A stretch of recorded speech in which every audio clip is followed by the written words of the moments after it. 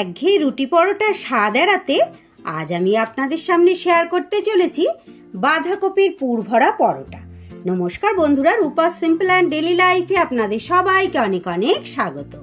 নতুন পুরনো, দেশ বিদেশ যে যেখান থেকে দেখছেন আমার সব বন্ধুদের অনেক অনেক ভালোবাসা।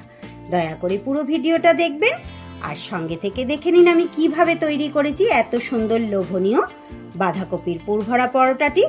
একটুও পুর বেরোবে না যতই ঠেসে ঠেসে পুর দেন, আর সেই সাথে কিন্তু খুব সুন্দর নরম একদম তুলতুলে আর টোপা টোপা হয়ে কিন্তু ভাজার সময় ফুলবে। সবটাই আপনাদের সাথে শেয়ার করছি, একদম অল্প সময় অল্প উপকরণেই কিন্তু তৈরি হয়ে যাবে। একঘেয়ে রুটি পরোটা না খেয়ে মাঝে মধ্যে এইভাবে তৈরি করে নিন। আমি এখানে 5 মিশালি আচারের সাথে পরিবেশন করেছি। আপনারা এই ধরনের আচার বা সসের সাথে কিন্তু খেয়ে নিতে পারবেন এই পরোটাটি। বাঁধাকপি তো এখন সবসময়ই পাওয়া যায়, শীত গ্রীষ্ম বর্ষা, তাই কোনো চাপ নেই, যে কোনো সময়ে কিন্তু আপনারা এই রেসিপিটি তৈরি করে নিতে পারবেন। পুরের জন্য এখানে আমি একটা ছোট সাইজের বাঁধাকপিকে ভালো করে পরিষ্কার করে ধুয়ে ওপরের পাতাগুলো ফেলে এরকম 4 ভাগের 2 ভাগ নিয়ে নিয়েছি, দুটো টুকরো নিয়েছি, অর্ধেকটা। বাঁধাকপিটাকে কিন্তু আমি এইভাবে একটা গ্রেটারের সাহায্যে গ্রেট করে নিচ্ছি। যেইভাবে আমরা কোনো তরকারি করি সেইভাবে না, কিন্তু গ্রেটারের দিকটা দিয়ে একদম মিহি করে এইভাবে গ্রেট করে নিচ্ছি। বাঁধাকপি আমার গ্রেট করা হয়ে গেছে। এবার আমি এখানে একটা মাঝারি সাইজের সিদ্ধ আলু নিয়ে নিয়েছি, আলুটাকেও গ্রেট করে নেব। আলুটাও গ্রেট করে নিয়েছি। গ্যাসে আমি কড়াই বসিয়ে খুব সামান্য একটু তেল দিয়ে দিয়েছি, 1 টেবিল চামচের মতো। এবার তেলের মধ্যে দিয়ে দিচ্ছি গ্রেট করা একটু আদা, দিয়ে দিচ্ছি একটা কাঁচা লঙ্কা ঝালের জন্য। কাঁচা লঙ্কা আর আদাটা একটু তেলে ভাজা ভাজা করে নিয়ে এবার আমি এর উপরে গ্রেট করে রাখা বাঁধাকপিটা দিয়ে দেব। দিয়ে দেব পরিমাণ মতো নুন। নুন দিয়ে একটু বাঁধাকপিটা নাড়াচাড়া করে নেব। দিয়ে দেব খুব সামান্য একটু হলুদ গুঁড়ো। নাড়াচাড়া করে হলুদটা খুব ভালো করে নুন আর হলুদ মিশিয়ে দেব। যেই জল দিয়েছি বাঁধাকপি থেকে, যেই নুন দিয়েছি বাঁধাকপি থেকে কিন্তু জল ছাড়া শুরু করে দিয়েছে। বাঁধাকপিটা এক জায়গায় জড়ো করে এবার চাপা দিয়ে দেব 2 মিনিটের জন্য। 2 মিনিট ঢাকা চাপা দিয়ে আমি এটাকে সিদ্ধ করে নিলাম। জলটাও মরে গেল আর কপিটাও কিন্তু সিদ্ধ হয়ে গেল। এবার গ্রেট করে রাখা আলুটা দিয়ে দিলাম আর দিয়ে দিচ্ছি ধনে আর গুঁড়ো, শুকনো খোলায় ভেজে আমি গুঁড়ো করে রেখেছিলাম 1 চা চামচ করে, সেটা দিয়ে দিলাম। সুন্দর করে কিন্তু আমার পুরটা একদম শুকনো শুকনো হয়ে গেছে। এবার আর একটু স্বাদ বাড়িয়ে নেওয়ার জন্য দিয়ে দিলাম একটু ধনে পাতা কুচি। আলুটা দিলে কি হয়, পুরটার একটা বাঁধন হয়। চাইলে আপনারা এই সিদ্ধ আলুটা কিন্তু নাও দিতে পারেন, কিন্তু দিলে একটু বেশ আলাদা রকম স্বাদ হবে। এই জায়গায় আপনারা চাইলে কিন্তু সামান্য মিষ্টি দিতে পারেন, আমি মিষ্টিটা দেব না। খুব ভালো করে নাড়িয়ে চাড়িয়ে তৈরি করে নেব। পুর সম্পূর্ণ রেডি। এবার এটাকে ঠান্ডা করে নেব।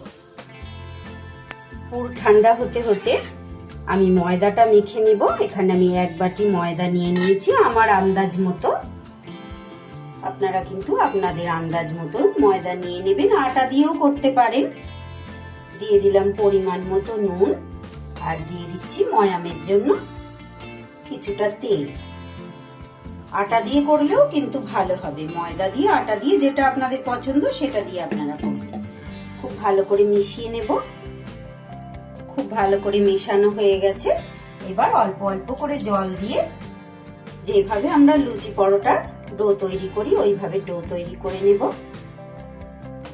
খুব সুন্দর করে কিন্তু ময়দা আমার মাখা হয়ে গেছে। ভালো করে আমি থেসে থেসে ময়দা মেখে নিয়েছি। এবার এটাকে আমি নেচি কেটে নেব। একটু বড় বড় সাইজেরই নেচি কাটবো, পুর ভরবো তো। আমি কিন্তু নিয়েছি কেটে গোল করে পাকিয়ে নিয়েছি।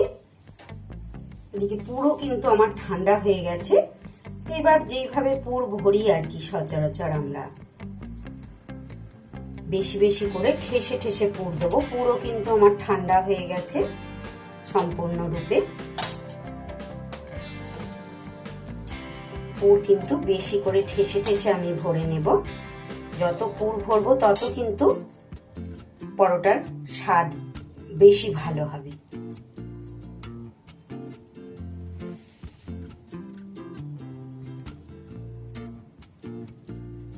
আজ আমার হাতে সময় কম ছিল বলে আমি কিন্তু আজকে ময়দাটা রেস্টে রাখতে পারলাম না। আপনাদের হাতে সময় থাকলে ময়দাটা কিছু সময় অবশ্যই রেস্টে রাখতে পারেন। এইভাবে মুখটাকে খুব ভালো করে আটকে দিতে হবে। সবকটা এইভাবে পুর ভরে নেব। সবগুলোতে পুর ভরা আমার হয়ে গেছে। এইবার এক এক করে কিন্তু বেলে নেওয়ার পালা। ময়দা দিয়ে বেলবো আমি। যেই দিকটা পুর ভরেছি সেই দিকটা নিচের দিকে দিয়ে এরকম হাতে করে আস্তে আস্তে একটু চেপটে বড় করে নিতে হবে।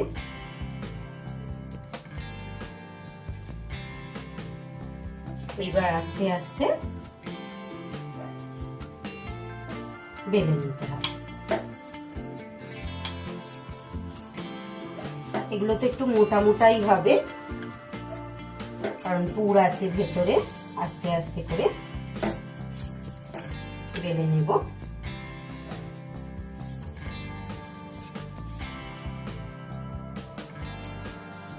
হালকা হাতে যতটা বড় করা যায় সেইভাবে আস্তে আস্তে বেলে নেব। দেখুন এই পিঠ ও পিঠ কোনো দিকেই কিন্তু পুর বেরোবে না। বেশি প্রেসার দিলেই কিন্তু পুর বেরিয়ে যাবে। এইভাবে সবগুলোই আমি বেলে নেব। আর একটা একটু দেখিয়ে দিই বন্ধুরা, বেলার আগে না আপনারা এরকম সাইড দিয়ে ধারগুলোকে আগে হাত দিয়ে দিয়ে এরকম ভাবে প্রেস করে নেবেন। আগেই মাঝখানটা কিন্তু চাপ দেবেন না।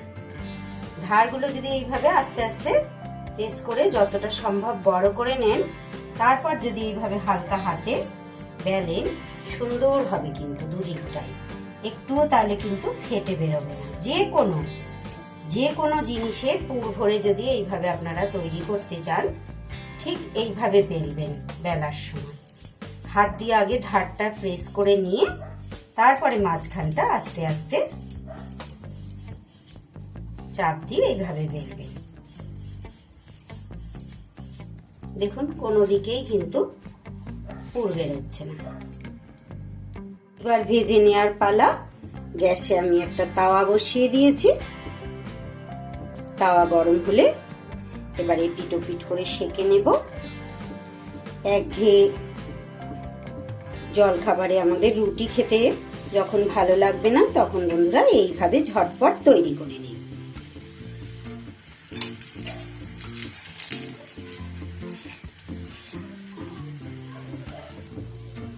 অন্য দিনের মতো আজও কিন্তু সহজ পদ্ধতিতে আপনাদের সাথে শেয়ার করলাম। দেখতে পাচ্ছেন কতটা সুন্দর করে টোপা টোপা হয়ে ফুলছে।